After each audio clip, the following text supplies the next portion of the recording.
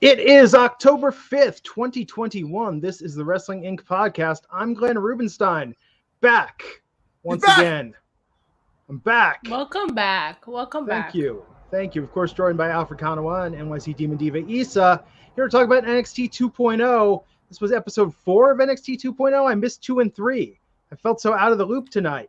People have been drafted to the main roster. It's a whole new NXT 2.0. It's NXT 2.1. It's a new game. But the Tony D'Angelo era, the Tony D'Angelo era has begun tonight. As Tony D'Angelo made his in-ring debut. And just fair warning, folks, that's going to be like 50% of the show tonight. It's just Tony D'Angelo talk. I mean, what else will we talk about, honestly? We might change the podcast to the Tony D'Angelo podcast featuring NXT. Yeah, seriously. I mean, we are Tony D'Angelo's favorite NXT post show. Confirmed. I think we got him over. We got him like his first 1,000 followers on Twitter. So, you know. Yeah, everybody now loves Tony D'Angelo. I'm like, we loved him first. I love your tweet, Alfred, because I was like, come on. It was love at first sight for us. Yeah, absolutely. We were on that bandwagon first. Yep. Yeah, and although some competition, who was that? I missed the first moment of who was that poker playing gentleman tonight? Because that's a gimmick and a half. I think that was the first time we ever seen him. Yeah, that's definitely a debut. I wonder if he's going to come out to the rings with cards like Gambit or something. It's going to be very exciting. Well, if the cards could light on fire, then he's on to something. I think he'll get over. Oh my god! But there's no name for. No, it's actually Duke. It was Duke Hudson who was doing the poker thing. Yeah, it was actually Duke Hudson. Was it? Playing with his character. I'm telling you, there's too many new people. Too many new people in NXT. I can't keep track of them. Yeah, it was definitely Duke. That is crazy. I mean, we're going to talk about this, but I mean, gimmick and a half. They are back to with everything. Like, you know, we need a sanitation worker. We need people in, different professions to come in to NXT. Yeah. Why not? Let's go gimmick heavy. So let's start with the news. Let's start with news and Raw viewership, which was up. It looks like the WWE Draft Night 2 delivered for Raw as it did 1.857 million. That is up almost 9% from last week, which is 1.709. First hour, 1.949, which is a pretty big number. And then it went down to 1.9 for the second hour, so kind of sustained. And third hour, 1.721, which is more than they did for all of Raw last week. Of course, Raw went head-to-head with the Raiders on Monday Night Football, which is a hallmark NFL team in a competitive game against the Chargers, which are a good team. So this is, all things considered, a pretty big win for WWE Raw on Night 2 of the WWE Draft. As you know, I don't think that they've gotten the most out of this draft in terms of something that they've created for must-see television. Like, I didn't think that the way that they've run it the past couple of nights has been like a draw or something that I had to tune into, but it looks like it still does carry some weight in terms of a show that people feel like they need to watch. Yeah, I mean, hopefully this is the beginning of a whole new Monday Night Raw era and momentum. I do think they got the stronger end of this draft. Hopefully they know what to do with this talent, because there's a possibility of a lot of really good feuds that could really start happening on Monday Night Raw with the roster that they now have. So we'll see what happens. I mean, it seems like a lot of NXT call-ups, a shocking amount of NXT call-ups, and not necessarily the most obvious ones. Some that were rather quite early. Yes. Yeah. Especially with him, bro. I mean, in terms of Swerve Scott being the champion, the NXT North American champion, which it already looks like they're angling to take that away from Swerve Scott next week with him against Santos Escobar. So he's immediately going to be called up. And Hit Row's really been there for a couple of months? Yeah, but a high point of the show. I mean, and I think that's part of it. It seems like if you take away too much talent that's over and an anchor on the show, we're then left with more of a developmental feel. And that was the main thing that struck me tonight. It's like, man, really feeling back to its developmental roots if they're going to get rid of the more polished, or not get rid of, but call up the more polished talent. Right. And another thing is, I think that they kind of missed the ball in terms of drafting WWE main roster people to NXT. Yeah. Because if you see what the viewership has done, it really fell off a cliff last week. And I think that this show, it's good that they announced the TV special, because that's one thing I think that it was really missing, is something to build toward. People aren't going to stick around and watch if they don't know what it's building toward. So that's good. But I really think that they could have taken some of these main roster people that they're not doing anything with, and there's a lot of them, and put them on NXT. You know, all those stuff that they're really crapping on Jeff Hardy, put him in NXT. If you're going to disrespect Jeff Hardy, put him in NXT, which is another way to disrespect him, but at least that's a way that's going to really help NXT and be a draw toward that brand, because that's what it needs if you're going to do this veterans putting young guys over. Not only does it serve the young guys and getting over big names, but it's also going to help stabilize those ratings, because it's a really scary number that they did last week. Yeah. And that's the problem. No, go ahead. Developmental doesn't work if you don't have more polished talent to bring people up to their level. Absolutely. Exactly. And just for those of you to keep in the loop, I believe the Yankees are still down 4-1. Shut up. So, Shut up. You know, it sucks. We don't talk about it. We don't talk about it. Come Hopefully on. Glenn coming back on this podcast is not the only comeback we see tonight. Hopefully the Yankees are able to come back and rally against the hated Red Sox, who Gary Cole gave up an early home run, as he's wanted to do this season against the Red Sox at Fenway.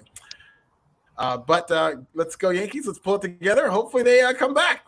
WWE reportedly nixed plans for the Street Profits, as they were, according to PW Insider, considering splitting up Montez Ford and Angelo Dawkins. Of course, you saw Montez Ford go against Roman Reigns. Ford has received some high marks for his work in singles competition, but it looked like they dodged a bullet in terms of potentially being split up. Issa, would you have agreed with this decision to split up the Street Profits? I mean, I think Montez Ford is a single star waiting to be made. Unfortunately, I think that would have hurt Dawkins, because I don't know where they would have gone with him. So I think until maybe they're ready to push him by himself, they should probably stay as the Street Profits. Also, the tag team division is a mess, because you don't have a lot of legitimate tag teams. You just have a lot of makeshift single stars that came together. And the Street Profits, the Usos, and the Viking Raiders are probably the last of the group that feels like, and the New Day, obviously the New Day, last of the group that feels like real legit tag teams. But you cannot have two tag team championships on two different brands with just 4 teams. So of course, I think the best choice is to keep them together. Montez has time to shine as a single star, and you can even push him by himself while he's still with Dawkins. So I don't see the need to break him up right now. Yeah. I mean, it's going to be tough, right? Because I think Montez is going to get a huge push out of this. And I don't know. I mean, I think Angelo's worked really well in the group. I worry about his future. I worry he might be the Jannetty of the Street Profits. Well, yeah, if we're going to do that dynamic, it's definitely how, if you look at how they're pushed, you know, Montez is definitely the alpha of that. Angelo's kind of like the elder statesman. He's been in that WWE system forever. It's good to see him shine with the Street Profits. And I really do hope they have something for him, because he does have a lot of charisma. And he can talk, and he can be somebody who could, you know, at the very least be a good hand, and maybe go on another tag team, work with somebody else, and putting them over. But, you know, we'll get into this later. He's the type of person I would have liked to see with Kyle O'Reilly, because Kyle O'Reilly doesn't need any help being uncharismatic, but they put him with Von Wagner, and those two, I mean, good God. But we'll get into that later. So, you know, it's good that they didn't split up the Street Profits. I do think that would have been premature. I do think that Montez Ford is getting closer and closer to being ready for a singles run, but not just yet, especially because they just came to Raw.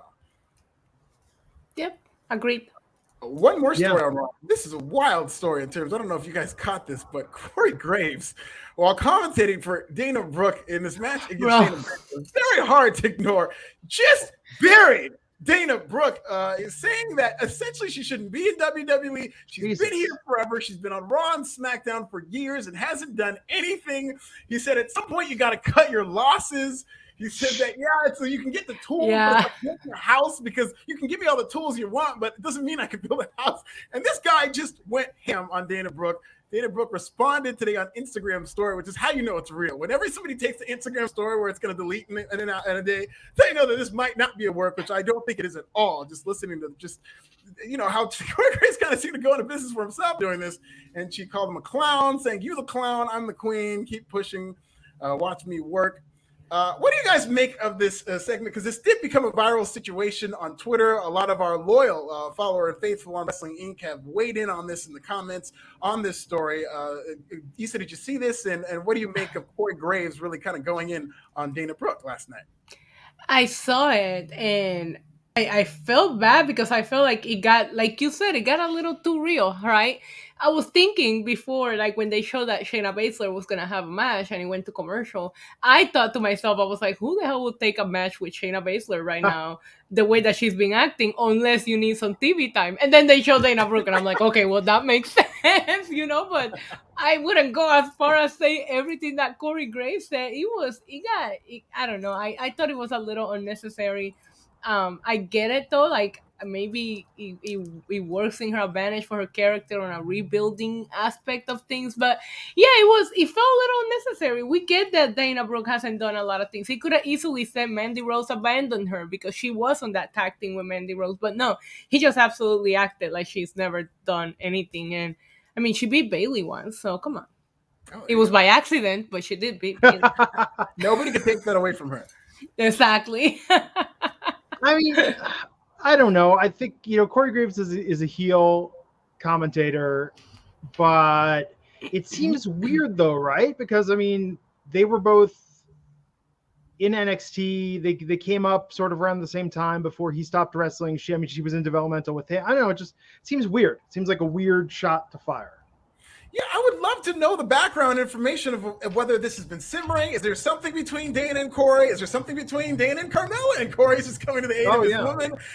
Was this a directive from Vince? Vince is very instrumental in terms of the color commentators and what they say. Is this something that Vince did to get her fired up? Because you know that he does like that Machiavellian kind of pitting people against each other and motivating people in his own unique ways. So this seemed to come out of left field, and it did not seem like just Corey Graves at the end of what he was saying in his rant did kind of tie it into, and then that's why Shayna Baszler is superior. So he was kind of playing up the heel commentator, but it definitely seemed like there was more to this because it seemed very personal what he was saying about Dana Brooke. It felt awkward. It got awkward. It was at one point you're like, okay, he's been heel commentator, but at one point you're like, yo, bro, chill. It's only Monday,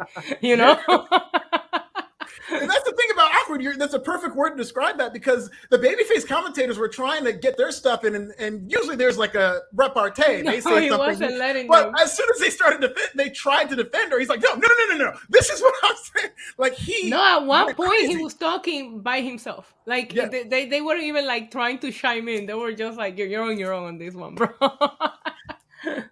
I don't know what's going on. So, hopefully, listen, you're talking about Dana Brooke not being on TV.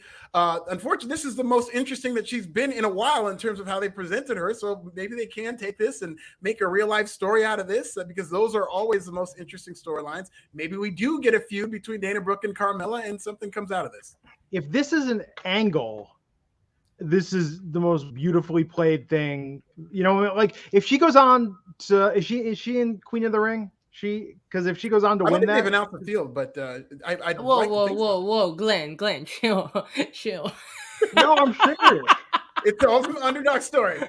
Ultimate. Think about it. Come on, like I'm almost suspicious now that they're finally going to pull the trigger on her.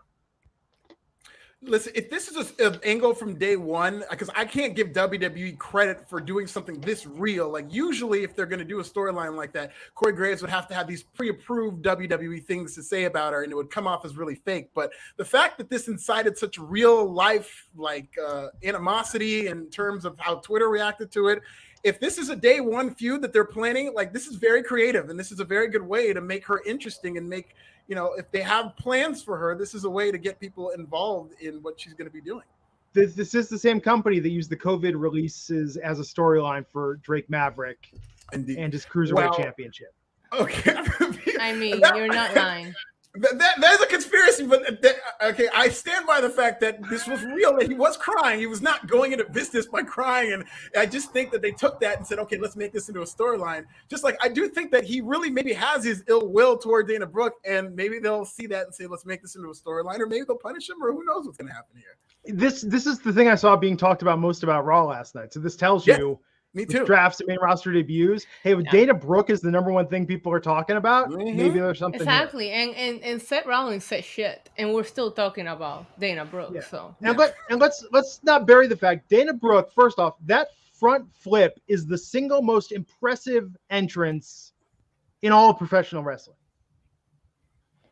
Yeah, I like that how she incorporates that from the fitness competition. I really thought when they first had her there, and they obviously thought this too, that she was going to be a huge star because they put her with Charlotte immediately. And it's just another case of these too much too soon, them not having the right read on somebody from NXT. And her undoing was really part of them pushing her too soon, I think. And she seems like physically the strongest woman in WWE. If you just look pure physique, I mean, she looks like she can just start some shit and finish it. Yeah. Yeah. What else we got? Well, that's our news for today. Now we're going to get right into NXT 2.0. Well, let's hit some super chats first. And then Rob Humphrey, $5. Tony D'Angelo's finisher has to be called the Gabagooplex, right? And when do we get the merch? I love it. Let's do it. So much to talk about. King Rail, $5, saying I really like all the gimmicks. Reminds me of the 90s WWF. I wish they took more risks like this in the main roster. Also, welcome to Vegas, Glenn. Thank you, King Rail. The Gabagooplex should be a suplex, like a bridge suplex, where they throw somebody off of the bridge. Oh, I love that. There's so much they can do. I want to talk about this because I have critiques. I was delighted, but at the same time, they're dropping the ball. He wasn't keeping kayfabe in the ring and throughout the match. There should have been a lot of. I think he might have taken it back by how much this crowd responded to him. But I really don't have very many. I'll have my own critiques. Yeah. Stellar Justin Lopez 2.0, $4.99 in the middle of an intense Yankees Red Sox playoff game. But could someone tell me why they turned my man Parker Bordeaux into Pinhead from Hellraiser? Oh, did they really? I heard they changed his look, but I haven't really seen it. What does he look like? Well, apparently Pinhead from Hellraiser. Did they shave his head? Is that? Oh God, I hope not. I'm gonna have to take a look at that. Okay, so Alfred tonight, because I am on a laptop and it's a little tricky. Alfred is going to drive with the matches, and let's power through this to get to Tony D'Angelo, which is what everyone wants to talk about. Power through this. Let's get to these appetizers, and then we'll get to the main course of Tony D'Angelo. The first appetizer was Ember Moon. Oh God, I just saw him. Rose, and it kicked off with a match between these two women. Mandy Rose clearly being positioned as kind of a top star of this new brand of NXT, and also for the third week in a row, highest viewed segment, Toxic Attraction. So WWE is clearly, I'm not saying that's the reason for it, but this is clearly something that's being positioned as like a main event type act. And I will say, as much as I do, we've talked about Mandy Rose in terms of being impressed and how much she overachieves in the ring. I was very disappointed with this match. I think it got a little sloppy. There were a couple of scary spots in terms of they had a powerbomb spot on the apron that looked pretty painful. But Mandy Rose with new gear looked very impressive in the package, did come off like a star, and she did defeat Ember Moon as she's being positioned to be the number one contender for the NXT Women's Championship, Issa. I appreciated the change of look when it comes to incorporating a change of gear, the change of the hair now to come into Toxic Attractions. She feels completely different than she did in the main roster, so I really have to give her props for that. I did think that she had improved immensely in the ring up till tonight. I think there was a little bit of a disconnection or maybe a lack of chemistry between her and Ember Moon because I just did not like this match at all. I really did think Ember Moon was going to get one of the people that will get drafted into the main roster again. So I was very surprised that she didn't end up going to the main roster. That being said, I think Toxic Attraction is going to be something huge. I just want them to, I don't know, maybe look at Mandy Rose in the ring and play off her strengths and not her weaknesses, because she just didn't look impressive, and I know that she can wrestle so much better than what she did tonight. But as a character here and later on, as we will get to, I thought Mandy Rose did great tonight. Yeah, this was good. It's tough, right? Because I really liked Gigi Dolan and it was JC that's with Jacy Jayne as well. I think that they've got a lot of potential. They've both had great introductions.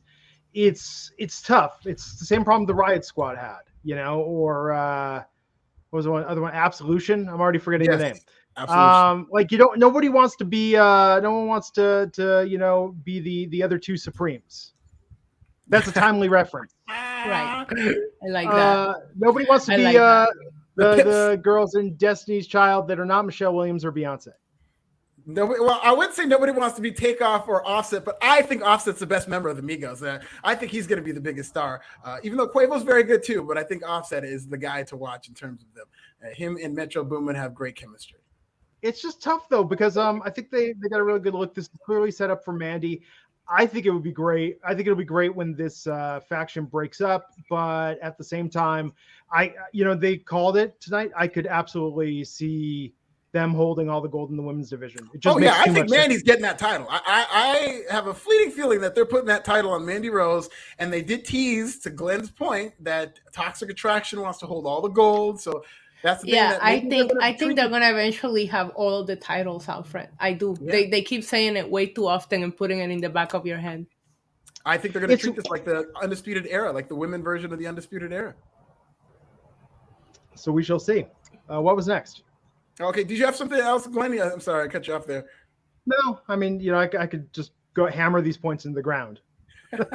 Yeah, we got to get to this Tony D'Angelo. We got to get to Tony D'Angelo. Like we know what the people are here for. That's exactly what they're here for. We get the backstage promo from Hit Row. Love these guys. They look at home at NXT, talking about getting drafted, taking shots at Santos Escobar and Legado del Fantasma. This is where we get the challenge for the NXT North American title. You guys think that Swerve Scott's going to hold on to this title next week? Not at all. Not at all. Do you think they're going to get watered down on the main roster compared to the way that we've seen them perform in NXT? Because I want to hold my judgment until we actually see them on SmackDown, but I just have a bad feeling. I have a bad feeling about this. I mean, they had a cipher in the old NXT. Like, how much more real can you get than that? Like, they have no chance but to get watered down from what they were in NXT. So it's just how much will they get watered down? And I really hope the only way they don't get watered down is if we add Naomi to the Bloodline and we get Hit Row against the Bloodline. Oh my God! Oh well, yes, that could be something. But it could be something. It could be everything. It could be all right. I would rather Naomi do her own thing, but Naomi. It just, if I hear stories about like Vince McMahon loves Hit Row, they're screwed.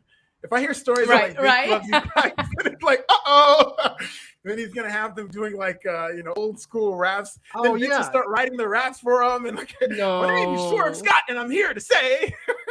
Vince will say, "Now go out there and tell everyone that the roof is on fire, but we don't need no water." Oh my God, no. Yeah, let's not giving him these ideas, guys. This might actually happen. Let's move on.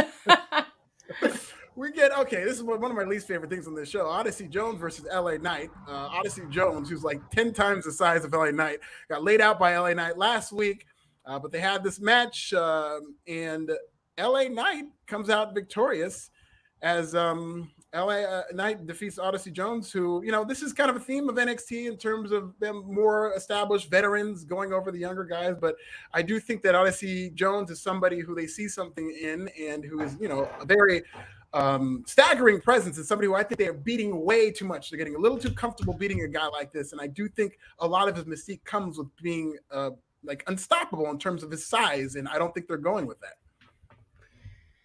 Yeah, I felt that tonight. It was almost like RIP to a couple of pushes that I was like, kind of like weirded out to see who ended up winning in some of these matches. I didn't think that Odyssey Jones, based on his size and charisma, needed to win the breakout tournament. So I was okay with the decision that they made. I'm not okay with him now getting laid out every week like it's nothing. And granted that, Chase U came in and kind of like did the whole like interruption thing or whatever, but it's just not a good look for Odyssey Jones. And it's just like, where do you go from here? Like, this is not the first time that we see him just get laid out or get beaten to a point where he just looks silly, even though he's a huge guy who should be just kicking everybody's asses right now.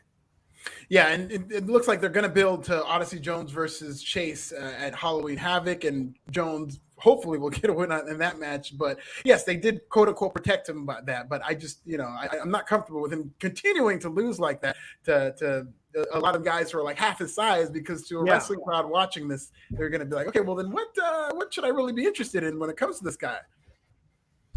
Yeah, and LA Knight, it's surprising he didn't get drafted. Yep, that's another one I was shocked.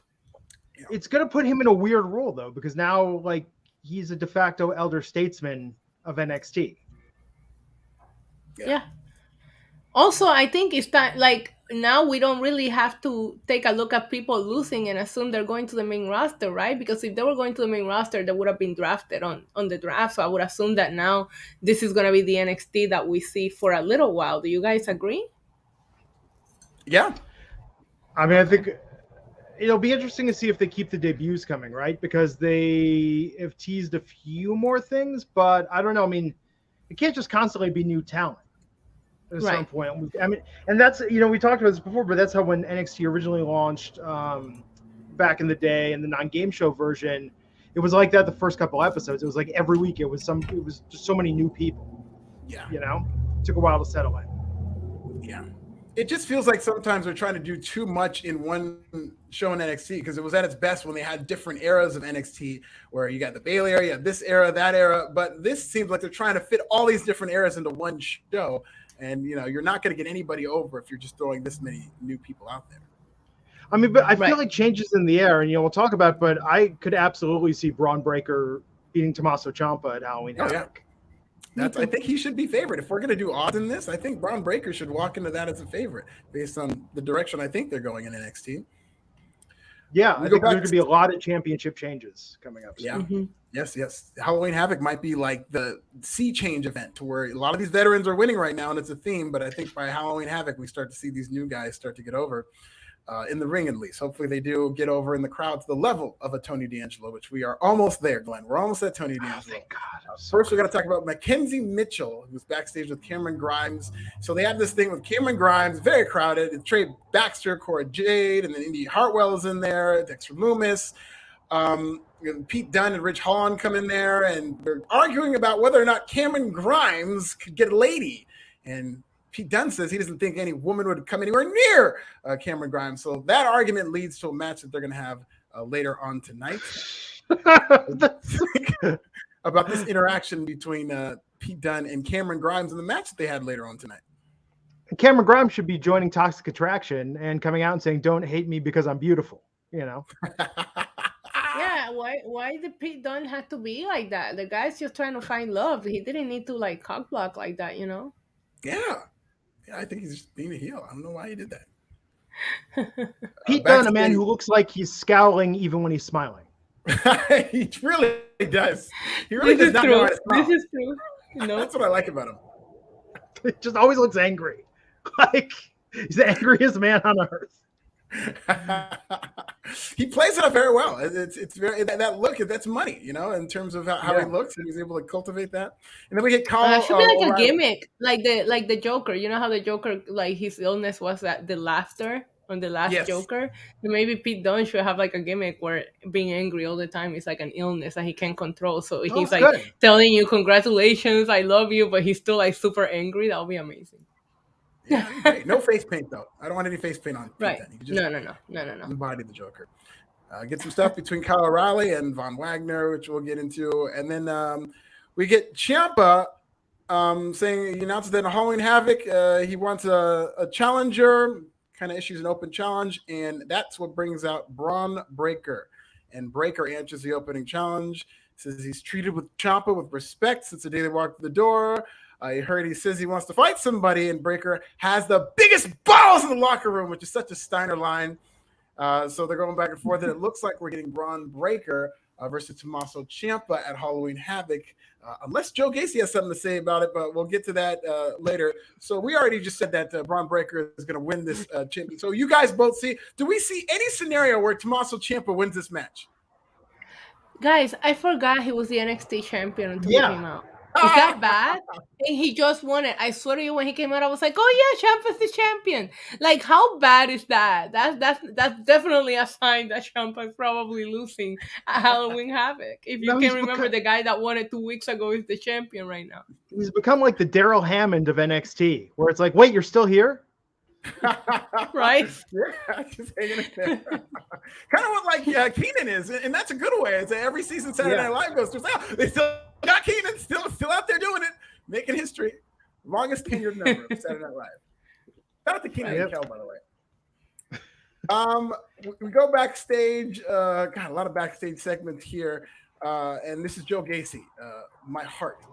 I know, the most polarizing man in professional wrestling says, listen, this is a contemporary thing because this just happened on Monday, talking about social media crashing. He said one platform that didn't crash was him. He's a voice of a generation. Joe Gacy would later go on to challenge Tommaso Ciampa to a match for the NXT Championship next week. Do we give Joe Gacy that chance? And then when he did, he had responded to Tommaso Ciampa saying that he has the biggest balls. And Joe Gacy said, it's not really politically correct. You don't want to say balls. You're being very specific in that. What do you guys think about Joe Gacy and his chances to be NXT champion, Issa? Yeah, Issa, you first on this because I got Listen, some things. I don't even know how to feel about this, right? I did pop for him bringing up the fact that the internet pretty much crashed yesterday. I thought that was a good way to start that promo, especially given his gimmick. But yeah, I don't know. I don't know how to feel about this. I'm still have so many mixed feelings about him, and when we get into the match, I'll say more about it. So I read about this last week. I didn't see it, but I read about the gimmick. With Triple H out, like, is somebody letting Road Dogg like book what he thinks is hilarious? Because that's what this seems like, right? It does have a main roster tinge to it. It does seem like something that maybe Road Dogg or even Vince, like you know that type of far left, like quote unquote woke left personality is a heel to Vince McMahon. But I will say that these people are heels to a lot of people. I do think that this is a realistic type gimmick. There are people out there who police the language that you're saying and say, well, you can't say that. I'm offended by this. I'm offended by that. And so this is a very realistic gimmick, and I will give them credit for building a character who's a heel of this generation. And I don't think it's over the top. I don't think it's like, oh, people don't get offended when you say balls. They do. They absolutely do. Yeah. I think it's a fine line, though. I don't know. I mean, because I agree. I mean, first and foremost, I agree there are people that can take anything and everything too far. And when you do so, you take away the power to have real conversations about the things that are just wrong, that should not be said, that should not be discussed, that should not be framed or outdated or outmoded. And I think that, I don't know. I mean, it's professional wrestling. What the average person that watches NXT is like 50 years old. They refuse to be vaccinated. We probably can guess who a lot of them voted for. I mean, they probably are finding this hilarious. Probably. Yeah, I mean, I think it is pretty funny in terms of how he plays his character. I just think it's a good heel. And I'm looking at this in terms of if you're creating a bad guy, somebody who you don't like. I think they're doing a good job creating somebody who people aren't going to like, because he reminds everybody has somebody in their life who's that, even a friend or somebody they don't like. I have friends who are like this, who are just these overly woke, like, go out of their way, get offended by everything, you know what I mean? And send you the articles in the text message group. So there's something to this. They need to kind of refine the edges, but I do think there is something to this character. And WWE is clearly running with this mainstream press that he's been getting. And it is what I don't like about it. Oh, no, go ahead, Issa. No, I was just agreeing with you. I was going to say this is what I don't like about him, is that he beat my guy, Ikemanjaro. Jacket it all. So quick match. Gacy wins with a lariat, defeating Ikemanjaro. So they are really kind of doing this build toward him versus Tommaso Ciampa. Joe Gacy and Tommaso Ciampa. But this is also weird too. There was that wrestler in the Smoky Mountain territory that was doing like the ultra liberal thing, like in 2016. Remember? Yeah. Like that got national press. So this does seem a little like derivative. Juice Robinson. No, who was doing it? It was something liberal. I don't know. Look it up. I remember he had like Hillary Clinton all over his gear. Yeah, the progressive liberal Daniel Hamsberger. Oh, okay. Was doing this like in 2016. That's part of it too. Like I agree with you, Alfred, but I think it does seem like kind of outdated. Like just now in 2021, they're making fun of this. Like, right? Yeah, they really should have been a little earlier, because this has been going on for years, really. But maybe this is a better late than never situation. But yeah, they took their own time doing this. And this is, I guess, where the Harlan comes out, known as Parker Bordeaux. So I missed this because a very important Yankee game was on. So I was not able to see this. But apparently he looked like the pinhead. So apparently these are where the reactions are coming from Parker Bordeaux, who a lot of people are comparing to Brock Lesnar. Not anymore. Not with that new haircut he just got. And we did miss a super chat from Hojo To Go, who said in the draft, Vince broke up 3 women's tag teams in the last 3 weeks. But they have Yeah, 5 there's women's no tag team titles. no women tag team left. That's unfortunate. They've never cared about that division. Even when they had the women's tag teams, they just never did anything with them. Whenever they were defending them, they would lose. And it's just, it's unfortunate what they've done with that division. Yeah. Here's something that was also unfortunate. We get Corey Jade. She's about to face Virginia Ferry, who's an enhancement talent.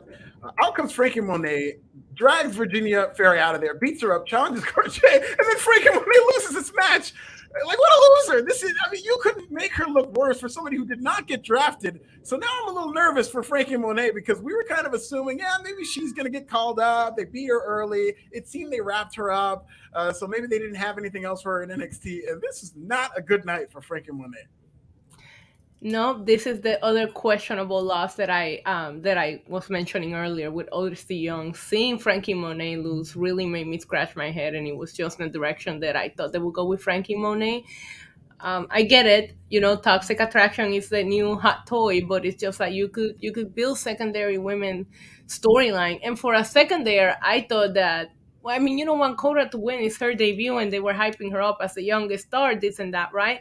But I did think it felt like a power move from the Rubenstein brand to just pull this girl out and be like, no, get in there and start, building up your wins again. But that's not what happened. And now she gets rolled up by a girl that is her first match. I don't know. I didn't like this at all. I think if it would have gone a different direction, then maybe I would have liked it more. But this had me scratching my head. Same with Odyssey Young. These are the 2 pushes that I was like, wait, I thought both of these people were going somewhere in NXT, and now I don't know what they're doing with them. I thought that they were gonna pull what they did with Abaddon and AEW, that they were giving us the Cora Jade vignette, and then she was gonna lose. Right. Just get squashed. Like the way that Abaddon's opponent had that like wonderful babyface intro, and that Abaddon like came out and destroyed her. But no, I mean, Frankie, I don't know. I don't know what's going on. This has all been puzzling.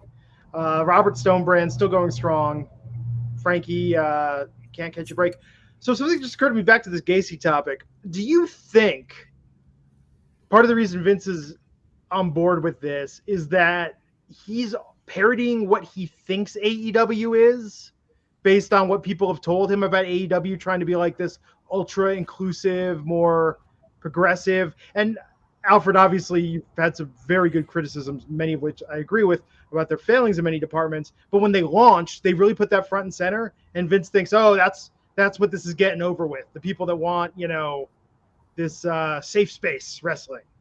No, I don't think at all this has anything to do with AEW. I think this has to do with that segment of our culture that people like to call the woke left. And I like what you said, Glenn, in terms of what bothers me about people just framing it as a woke left is eventually anytime you have something that really is progressive to say in terms of certain people not being represented or whatever you want to say that appeals to that, people are going to shout it down like, oh, you're just being woke. It's a woke left. But this is WWE's criticism of cancel culture and of people who are getting a little more serious, the pronouns people. And, listen, a lot of these are valid in terms of what people believe in and what people want to advocate for. But there is another side of that coin where people have gone a little bit too far in one direction in terms of getting people canceled, getting offended by this, offended by that, and more or less the Zillennials. This is Vince McMahon making heels out of the Zillennial generation that tends to be a lot more sensitive, really.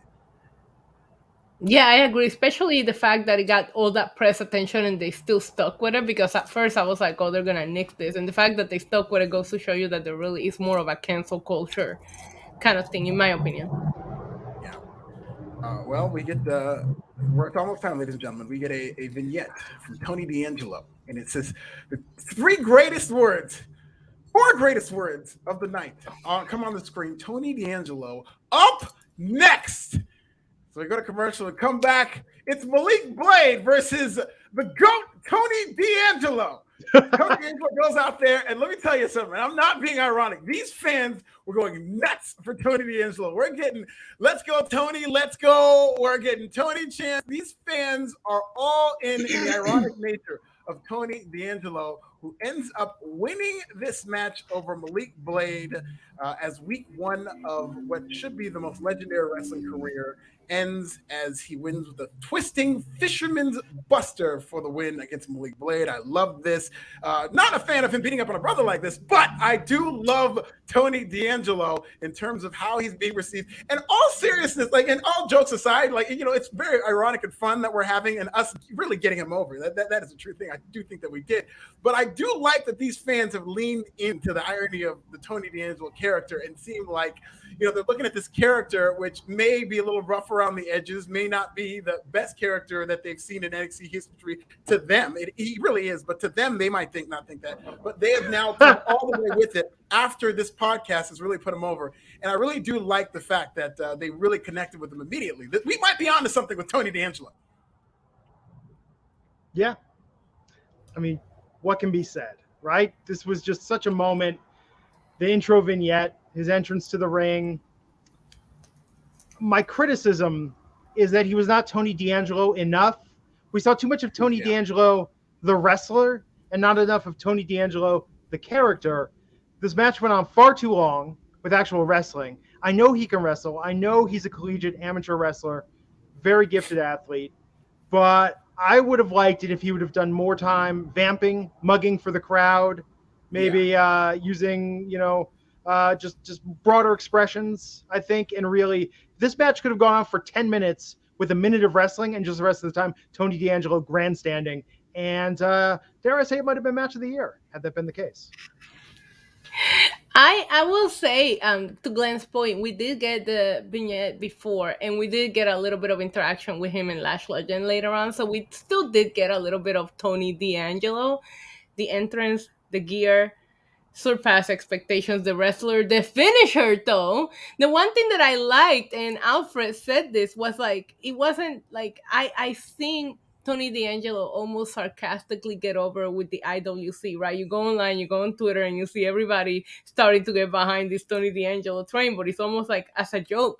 But I didn't know how it would translate in person. And then hearing the crowd pop for Tony D'Angelo today just made me so happy because I was like, okay, it's not just us that see the ridiculousness behind it all, right? But listen, we love Tony D'Angelo in this podcast, and I gotta say, and this is not something that happens to me with wrestling, especially WWE wrestling often, he surpassed my expectations. I wish Tony D'Angelo would have started the game for the Yankees tonight. I wish Tony D'Angelo would have batted fourth for the Yankees tonight. Like, he would have beaten the Red Sox in one inning. That's how good he is. I completely agree. That's what the Yankees need right now is Tony D'Angelo. I hope he's on his way there. And he can wrestle. He's going to save NXT. Yeah, he can go. He's a very capable wrestler. He looked very good in there. His gear was a little weird, but I do think they're playing up that kind of street goon from the Mob character. He had this wife beater, and then he had the athletic trainer pants. And this kind of irony, this sense of irony that this NXT crowd has, this is what made me fall in love with NXT to begin with when it first started back in 2014. And some of the characters that they really got behind, whether it was Blue Pants or, you know what I mean, like Adam Rose, and they would just go all the way with these characters who wouldn't have a chance on the main roster. But Tony D'Angelo, them getting behind him was just more of that NXT sensibility. And I do think he's going to get over on the main roster because, if you're the GOAT, you get over everywhere. And Tony D'Angelo, in fact, is the GOAT. And 1,000%. We need a disclaimer. Tony D'Angelo comes from a family of legitimate businessmen with ties to the sanitation, shipping, and construction industries. Everything else is just hearsay. Don't listen to that. Just gossip. It's word on. It's haters. And to the super chat we saw earlier, WWE will be stupid to not be printing Tony D'Angelo merch right now after the reaction he got tonight overall, not just online, but in the arena. They better start making some merch for him. Nobody took my $100 bet that his first t-shirt's going to be in the Godfather font. We might get it. I can't wait. As a matter of fact, I'm visiting the shop right now just to see. Let's do it. Oh my God. But this is part of the thing though, right? It's like NXT, if we're to talk about how they can be different, how they can get over, it's like, yes, we want good wrestling, but that's what takeovers are for. That's what Halloween Havoc is for. Week in and week out, we want characters. I want stuff like that wedding. I want more vignettes. I want more promos. I want more face-off. I want more story. There was no reason to show everything he could do in the ring tonight. I think, he should have had squash tonight. Again, a lot of vamping and mugging for the crowd, just taking it up to 11. Then get him in a good feud, and then it's a takeover that we get him against another technical athlete, and we really see then, like, oh my God, this guy's the complete package. Glenn, what Tony did tonight, that was a warm up for him. When you go to the gym and you do your 10 minutes of stretching, you think we saw everything? That was child's play. I know this man. That was nothing. That wasn't his finisher. That was his setup move that we saw tonight. Wait till you see Tony D'Angelo go 60 minutes in an Iron Man match. Then we're going to see his whole array of offensive. Even then, we're not going to see his whole array. I bet he's got 120 minutes of wrestling in him. Please. He's too smart. He comes from that kind of business. He's not going to show you everything he's got ever. I love it. And Issa was talking about this earlier. We did get a segment, Tony D'Angelo, and they are really making Lash Legend into Wendy Williams. Somebody might be a big fan of Wendy Williams in NXT because she's doing the whole, I got the tea on this person. Child, wait until you hear me say, what I mean? Like, she's the character of Lash Legend seems to be this talk show host who's going to just be gossiping about everybody's personal business. And the key is going to be she needs to get really messy with them. She needs to really get kind of personal if they're really going to go for that Wendy Williams type vibe. Maybe Corey Graves like in terms of how she gets right. And it looks like we're going to get an appearance from Tony D'Angelo on the Lash Legend show, which, what could go wrong there? How can that not be entertaining? It's the duo that I never thought I needed. But here it is. I think the interview should be a remake of Eazy-E's No More Questions. And a lot of refuse to answer that on the grounds I may incriminate myself. Oh my God, I love that. We've got to do that. Well, oh my God. There's so much there. There's so much to be done. And here's part of it is commentary. Okay, and I got to call this out because this is really weird, right? Like the Enzo comparisons, even today, like the Fugazi, what Barrett was saying on commentary, like Tony with the bada boom, like there's so much. So Tony even put that everyone says they're a real G till a real G walks in the room. Like that was Enzo's opening promo, his first NXT. Like they're leaning so much into this, where I almost worry that's make it a little more original, Yeah. I remember, Issa, you were talking about like the duo nobody wants to see, I believe you said, or the duo everybody wants to see. This is a duo that nobody wanted to see, unfortunately, in terms of Mei Ying and Boa. It looks like nobody's going to be seeing them much more because Mei Ying had a match with Indy Hartwell, and she just lost clean. I mean, they had a segment early on where she was spooking Indy Hartwell, and in comes Mei Ying. This is her second or third match, and she lost to Indy Hartwell. I think this is the beginning of the end of this character. And if it is, what a waste of my time this was in terms of them building this thing up for about a year. I think they were doing a good job in terms of making her into an intimidating presence as this character, the 1,000-year-old woman sitting there in the throne. And now, ever since they've just revealed her as just this little woman who I don't think the crowd was into this in terms of believing her beating up Indy Hartwell, because Indy Hartwell is very tall and this woman is very short. And when Indy's selling for her, these crowd is like, I don't know about this, man. And she lost quite convincingly to Indy Hartwell. So unfortunately, Alfred, you think it was a waste of your time? What do you think it was to Mae Young? She's like 1,000 years old, trying to use 1,000 years in the making, and she just goes and loses clean to Indy Hartwell. It was a waste of her time. Your time was nothing compared to what she had to go through to get to this point, right? But this whole match was... I felt weird about this from the beginning. Like the whole match started because they saw smoke backstage, so they opened the door. That they need to figure out if the place is on fire or not. And they got all upset because they interrupted him. He's like, no, you go do your fire play outside like the normal people do, not in some weird room backstage. And then, listen, if she showed up at my door, I probably would give her candy on Halloween and not be scared. I will probably think that she's a kid trick-or-treating and not an evil entity. So I think the second that they stood her up from that throne and have her wrestle a match, personally, in my opinion, she lost a lot of her aura. So, yeah, I mean, whatever.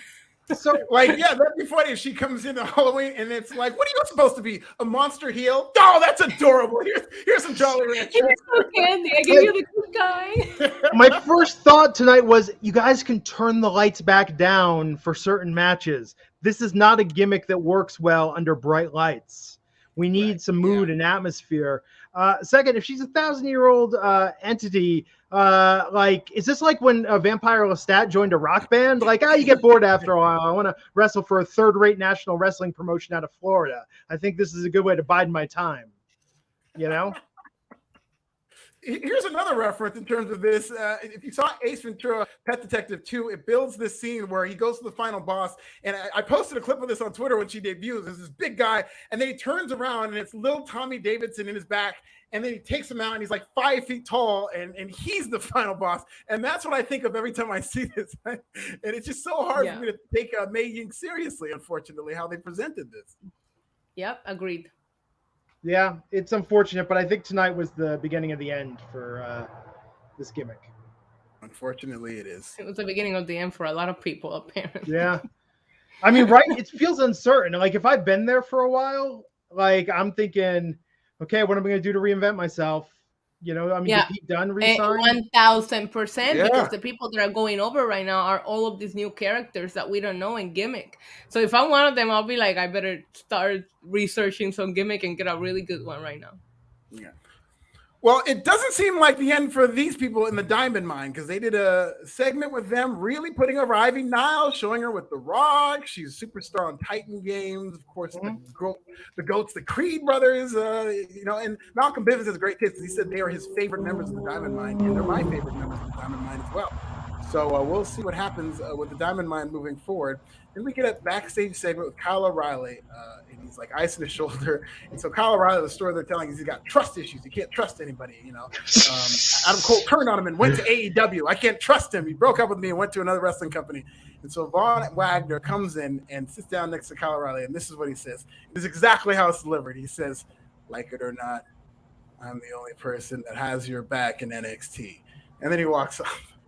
You know, these guys are going to be a thing. This is death. These two, I don't know what they're doing putting these two together, but I just think that WWE loves these odd couple tag teams. Nobody needs, if you're going to put Kyle O'Reilly in a tag team, it should be with somebody who's the complete opposite, like a Cameron Grimes type or something. But I don't know about this Von Wagner thing. You guys already know how I feel about Kyle O'Reilly. It doesn't matter what you do with him. He still just doesn't do it for me, and this doesn't make any sense either. Why is he? I don't know. I feel like he's all over the place. Every week he's like in a weird, different storyline. Now, the Diamond Mine video package, I like that. That was great. Mm-hmm. Although Malcolm Bivens should say that every member of the Diamond Mine is his favorite. Now my favorite member, and my favorite member, and my favorite member. That would be a good gimmick. I believe referred to also her as what was it, the Tenderoni of the Diamond Mine. Tenderoni, you did call her that. Yeah. Tonight, I felt like was the first time I've really seen the Stokely Hathaway, the Malcolm Bivens that everyone is hyped. I think that tonight was his best promo that he has done so far.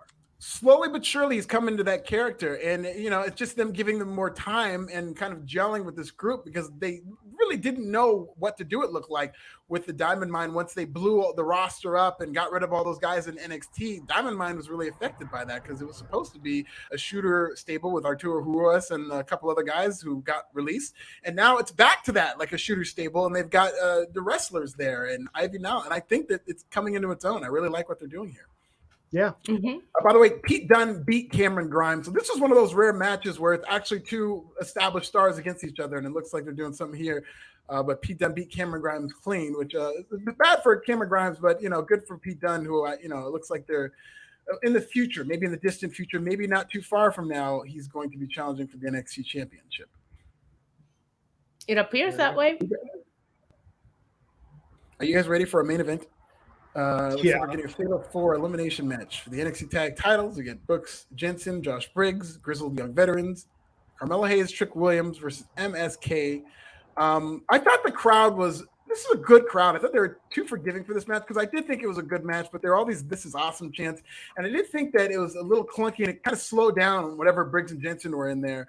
in a bad way. But they did have a lot of good spots. MSK is always on, and they're always really good. And so they were good in this match. But this was not my favorite MSK match. It might have been one of my least favorite MSK matches. But they did work hard, and MSK ends up coming up with a win with the roll-up. And it looks like they're going to be headed to MSK versus Imperium because they were attacked by Imperium after. And Brooks Jensen and Josh Briggs are being the consummate baby faces, shaking hands after. And then when MSK was getting beat up, they run in there and chase off the mean heels. So what did you guys think about this match? We'll start with Glenn. I think that the men's tag division lacks strong characters compared to every other division in NXT. And that was my problem with this match tonight. I thought that all the competitors were very good. I thought the wrestling was very good, but there was no one that I was naturally like, oh, these are my favorite. These are the characters that I want to see hold the championship. I mean, you're not wrong. Yeah, you're not wrong, and I will agree with you in the part of I wasn't familiar with MSK, right? And when they won the titles, I really started paying attention to them, and I have enjoyed their matches. I didn't really necessarily enjoy this match tonight. I don't know if turning it into an elimination match was the smartest thing either, because they ended up doing that, in the beginning of the show. I think MSK tries, and I felt like this was almost like the opening match where maybe there was a little bit of a lack of chemistry. There was just a couple of spots where it felt like a super fast pace, and then it just like died down, and then it would go back to that super fast pace. It was a little bit off. That being said, I do think they're very, very behind MSK, obviously, but I'm with you, Alfred. It's not like they have built a team that I would say like, okay, these are going to be the guys that take the tag titles off of MSK. So maybe being predictable hurt it, even though, it was a title match on the main event. And I wish some of those spots would have not slowed it down. Then maybe I will have a different feeling about the match. But yeah, I mean, it's good to see that they are. I wish MSK was a part of NXT when their tag team division was just a little bit stronger. Yeah. Because right now they're holding a championship at a time where it's just like there's not. I mean, especially because we know what the NXT tag division used to be. It's just nowhere near that at the moment. Yeah. But I'm glad they're behind them. They're young. They do all these crazy moves. I mean, good for them. And I think like Carmelo and Trick, I think they could have spent more time building the competitors and building the characters. Yes. And this, I mean, but that to your point, Issa, I mean, yeah, you think about Enzo and Cash, Dash and Dawson, American Alpha. I mean, why? Enzo, I know you said Enzo and Cash. Yeah, absolutely. Yeah, Vaudevillains. I mean, like you think about all of the great characters we've had. I mean, even DIY, like just all the great characters we've had that have been very strong in the NXT tag division. And I think they really need to rebuild that. I feel like right now it's just full of a lot of like really gifted wrestlers, but we've talked about that. Like if I want athletic talent, I'll watch sports. Like, I want characters. That's a great point, Glenn. The NXT men's tag division used to be lit. I haven't thought about the Vaudevillains in a while, but do you remember how over they were at their peak when they walked into NXT Brooklyn and that place just went crazy for them when they had that very fun theme that everybody would clap to? That was a hot act. The NXT tag team division stole the show so many times where they weren't even the main event, but they would put on some matches that the rest of the show could not live up to it. And this is when NXT was at its highest. So it doesn't feel that way right now, but a lot of NXT doesn't feel that way right now. So it does in some of the other areas though. And I feel like they're getting back to that. I mean, I feel like if something good is coming out of this, it's that, it's like they're not trying to, do the indie-rific AEW Ring of Honor style, and they're trying to go back to characters, but the tag division's like a little late to the party on that. Right. Yeah, definitely. So that's your show, NXT. Looks like they're really building up toward Halloween Havoc. I think it's very important because that was going to be my major criticism in terms of if we were to go onto this show and they hadn't announced some form of a pay-per-view or a television because we don't know when we're getting a takeover. So something has to happen. Otherwise, it's just NXT every week. It's not fun. Yeah, I agree with you. I was with you. I'm like, they better announce takeover or something at some point soon. Otherwise, maybe that's why they're not building anybody up because they don't have a show to build up to. What are you going to build up to? What are people going to get invested in? You can't just keep having these things and it's not going anywhere. So it's good that they have a direction. It's good that it seems like they know where they're going in terms of a world title match. And I do expect the title change. And hopefully they're going to be able to do these more and more. And I don't know if TakeOver is dead or if they're not going to do takeovers anymore, but I really do hope that they have some form of like a Sunday or Saturday pay-per-view that they could build toward, because these are going to be very important in building interest in this product. Agree. There you have it. That was NXT. Ladies and gentlemen, I'm back on the podcast. I'll be back this Friday. We'll be talking about SmackDown and Rampage. Rampage is only 1 hour this Friday, right? I know Yes. 4 hours. Back to 1 hour. I was glad to miss those. I was like, I could not deal with that's worse than watching Raw. We had 11 hours in a row of wrestling that we did a couple weeks ago. Try attending the taping of it and then have to watch it too because you have to cover it on the show. But listen, I appreciate it if we could go off the air before the Yankees game ends because I do not want to cry live on. Yeah, it's getting away from me. For people that say like, oh, you're complaining, you're watching Far As Wrestling, eat 4 pints of ice cream and you tell me if that was enjoyable. On pint 4, you were just working through it. Probably halfway through pint 2, you're regretting your decisions. You know? I'm regretting my outfit right now. Yes. On that note, folks, she's at NYC Demon Diva. That's Diva with the 1. He is at This Is Nasty. I'm at Glenn Rubenstein. We'll catch you back next time on the Wrestling Inc. podcast. Have a great night, everyone. Take care. Bye.